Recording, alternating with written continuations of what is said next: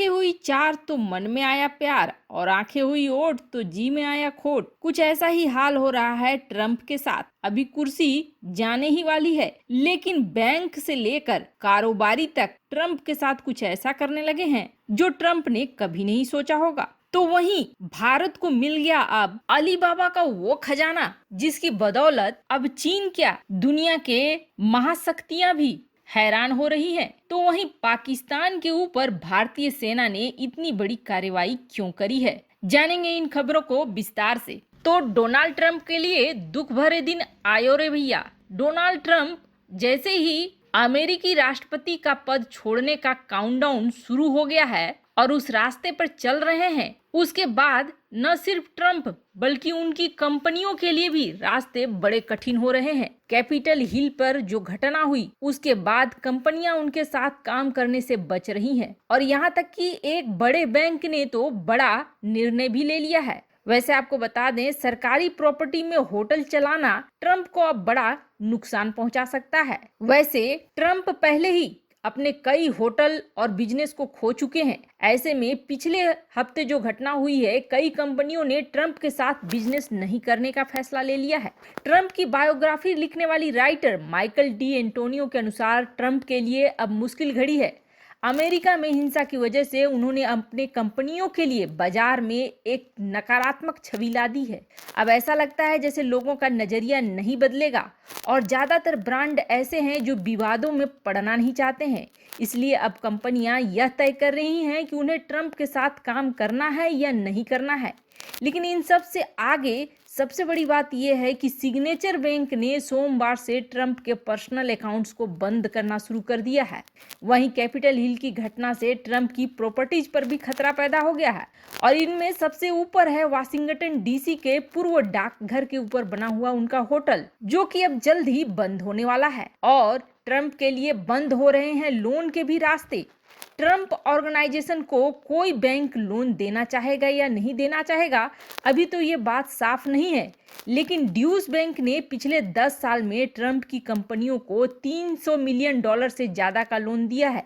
हालांकि ड्यूस बैंक ने अपने एंटी मनी लॉन्ड्रिंग विशेषज्ञ को पिछले साल निकाल दिया था। टेमी, जो कि एंटी मनी लॉन्ड्रिंग विशेषज्ञ थे, बैंक के रवैये पर चिंता जता रहे थे, और अब ऐसा लगता है कि ये बैंक जल्द से जल्द अपने लोन वापस मांगेंगे ट्रंप से। और आगे रास्ता और भी बुरा है, क्योंकि अमेरिका की बड़ी कंपनियां रिपब्लिकन कांग्रेस के उन मेंबर्स को अब डोनेशन नहीं देना चाह रही है जिन्होंने किसी न किसी तरीके से इलेक्टोरल कॉलेज के वोट पर आपत्ति जताई थी। कई कंपनियां 147 रिपब्लिकन को डोनेशन नहीं देंगी जिन्होंने गिनती का विरोध किया था। वैसे आपको बता दें, ट्रंप परिवार के पास करीब 500 तरह के बिजनेस हैं, और उनके नाम से ही कंपनियां हैं। होटल्स, रिसोर्ट, करोड़ों डॉलर के गोल्फ क्लब, और अब उनका आने वाला समय बड़ा ही बुरा हो रहा है। कहते हैं ना, वक्त बदलता ही है। तो वहीं भारत सोने की चिड़िया थी नहीं, बल्कि सोने की चिड़िया है। सिर्फ फर्क यह है कि जो राजनेता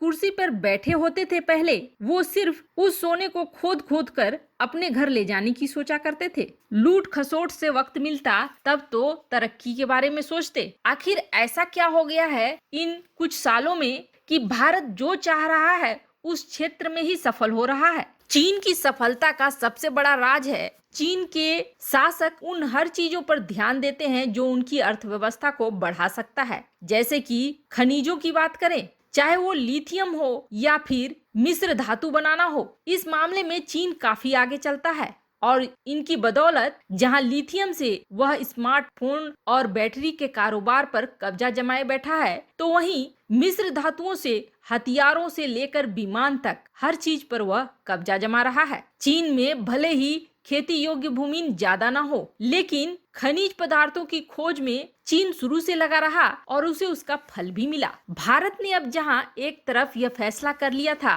कि वह चीन से लिथियम नहीं खरीदेगा और लिथियम किसी और देश से खरीदेगा, चीन पर से निर्भरता खत्म करेगा लिथियम की, तो वहीं ऊपर वाले ने भी भारत की बड़ी मदद करी है। और अब भारत को कर्नाटक में लिथियम का 1600 टन का खजाना मिला है, जिसकी खबर से ही दुश्मनों के होश उड़ गए हैं, क्योंकि अब इस लिथियम का इस्तेमाल भारत स्मार्टफोन से लेकर जिन जिन उपकरणों में बैटरी का इस्तेमाल होता है उन सब में करेगा और चीन से अपनी निर्भरता बिल्कुल खत्म कर लेगा। खत्म करने की ही सिर्फ बात नहीं है, बल्कि अब तो भारत लिथियम को एक्सपोर्ट भी करेगा। और यह खोज यहाँ तक नहीं रुकी है, बल्कि अब भारत को एक और बड़ा खजाना मिला है और वो मिला है आंध्र प्रदेश में। आंध्र प्रदेश में भारत को वेनेडियम मिला है और ये वेनेडियम इतना कीमती है, इसका अंदाजा आप ऐसे लगाएं कि इसे मिश्र धातु की तरह किसी और धातु में मिलाकर मजबूत स्टील से लेकर कई ऐसे मिश्र धातु बनाए जाते हैं